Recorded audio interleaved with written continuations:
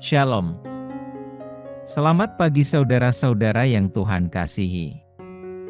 Pada pagi hari ini, kita akan belajar firman Tuhan.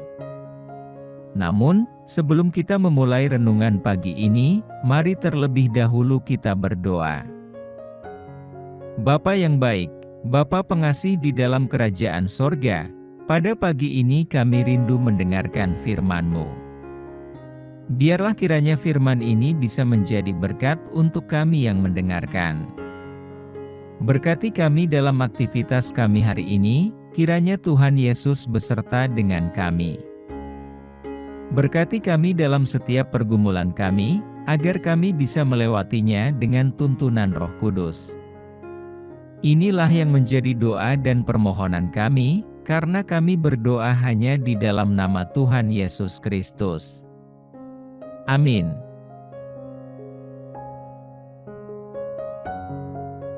Saudaraku, pembacaan firman Tuhan pada pagi ini tertulis di dalam Kejadian 26 ayat 1-4. Demikian firman Tuhan. Maka timbullah kelaparan di negeri itu. Ini bukan kelaparan yang pertama yang telah terjadi dalam zaman Abraham. Sebab itu Ishak pergi ke Gerar, kepada Abimelekh, raja orang Filistin. Lalu, Tuhan menampakkan diri kepadanya serta berfirman, "Janganlah pergi ke Mesir, diamlah di negeri yang akan kukatakan kepadamu. Tinggallah di negeri ini sebagai orang asing, maka aku akan menyertai engkau dan memberkati engkau, sebab kepadamulah dan kepada keturunanmu akan kuberikan seluruh negeri ini, dan aku akan menepati sumpah yang telah kuikrarkan kepada Abraham, ayahmu. Aku akan membuat banyak keturunanmu, seperti bintang di langit. Aku akan memberikan kepada keturunanmu seluruh negeri ini, dan oleh keturunanmu semua bangsa di bumi akan mendapat berkat." Saudara, perkataan manusia tidak mampu merubah situasi, hikmat manusia tidak bisa merubah keadaan serta filsafat manusia tidak dapat merubah kondisi. Tetapi sepatah kata dari firman Allah mampu merubah situasi, keadaan dan kondisi kita, karena ada kuasa dalam firman Allah. Seperti pada peristiwa Yesus menyembuhkan hamba seorang perwira di Kapernaum. Hanya dengan perkataan firman Allah, maka sembuhlah hamba dari perwira Kapernaum itu. Keberhasilan adalah suatu hal yang sangat diidamkan oleh semua orang. Tidak ada seorang pun yang mau gagal, semua ingin berhasil dalam kehidupannya. Tuhan ingin kita berhasil dalam perjalanan kehidupan kita. Ia tidak pernah merancangkan kegagalan bagi setiap orang yang percaya kepadanya. Rancangan Allah bagi umatnya, yaitu masa depan yang penuh harapan.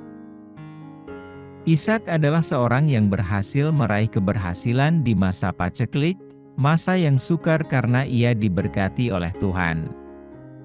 Secara perhitungan manusia, secara logika tidak mungkin di masa yang sukar orang menjadi kaya, bahkan kian lama kian kaya, sehingga ia menjadi sangat kaya. Tetapi, itulah yang dialami oleh Ishak. Adapun yang menjadi rahasia keberhasilan Ishak yaitu, yang pertama, menaruh hidupnya di bawah otoritas firman Allah.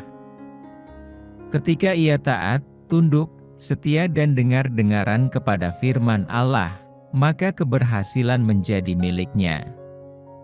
Ia taruh hidupnya di bawah otoritas firman Allah, karena firman Allah adalah kekuatan Allah yang menyelamatkan setiap orang percaya. Ishak adalah orang yang dengar-dengaran. Pada waktu itu terjadi kelaparan di Israel, dan Tuhan menyuruh Ishak tinggal di Gerar.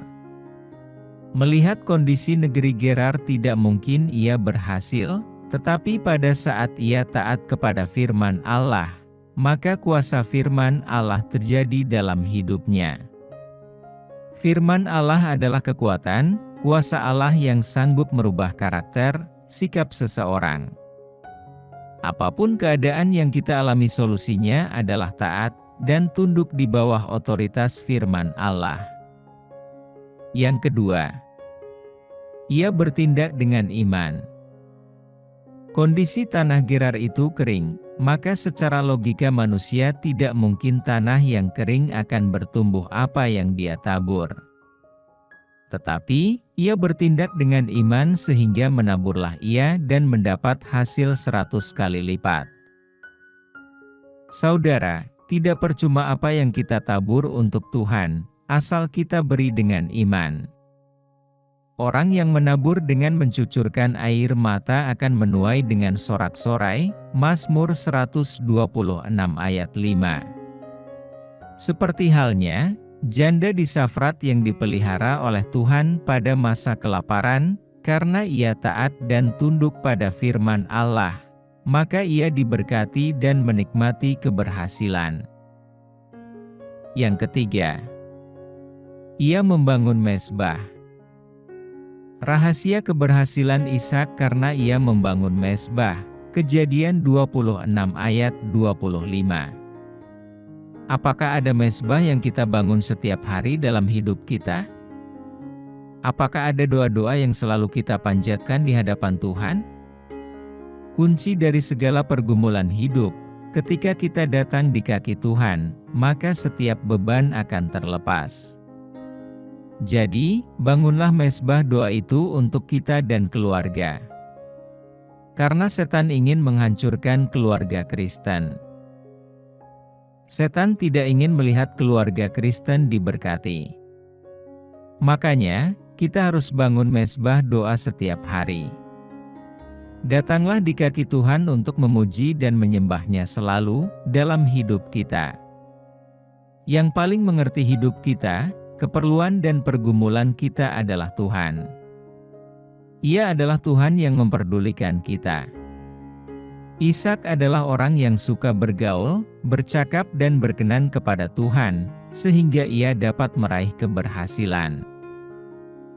Kalau kita ingin berhasil, sukses seperti apa yang dialami Ishak, maka lakukanlah ketiga hal tersebut, yaitu: yang pertama, menaruh hidup kita di bawah otoritas firman Allah. Kedua, bertindak dengan iman. Ketiga, bangunlah mezbah doa setiap hari.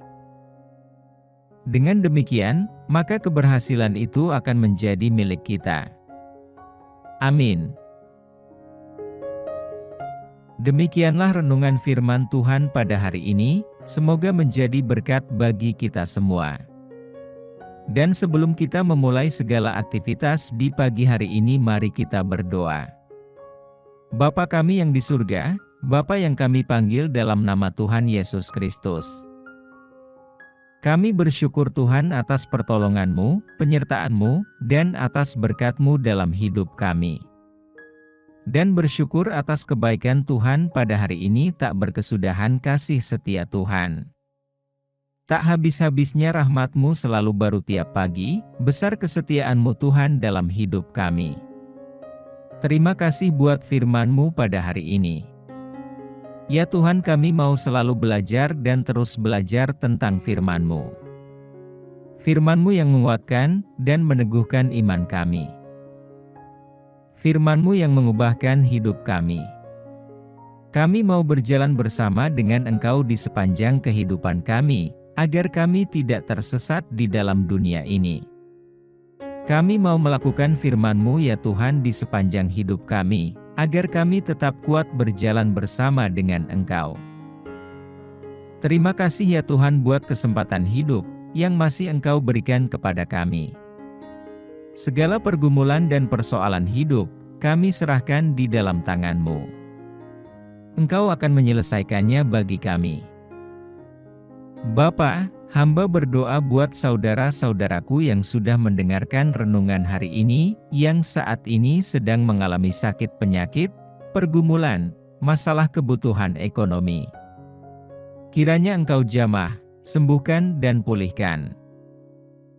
Berkati perekonomian mereka, serta berikan jalan keluar di setiap pergumulan masalah yang mereka sedang hadapi. Dan ajarlah kami ya Tuhan, untuk selalu berharap dan percaya sepenuhnya kepada Tuhan Yesus. Kiranya Engkau terus memberkati kehidupan kami, keluarga kami, sanak saudara kami, bangsa dan negara kami, pemerintah-pemerintah kami. Biarlah semuanya dalam perlindungan-Mu ya Tuhan, dan jadilah sesuai kehendak-Mu yang terbaik dalam kehidupan kami. Tuhan, inilah yang menjadi doa kami, dalam nama Tuhan Yesus kami berdoa. Amin.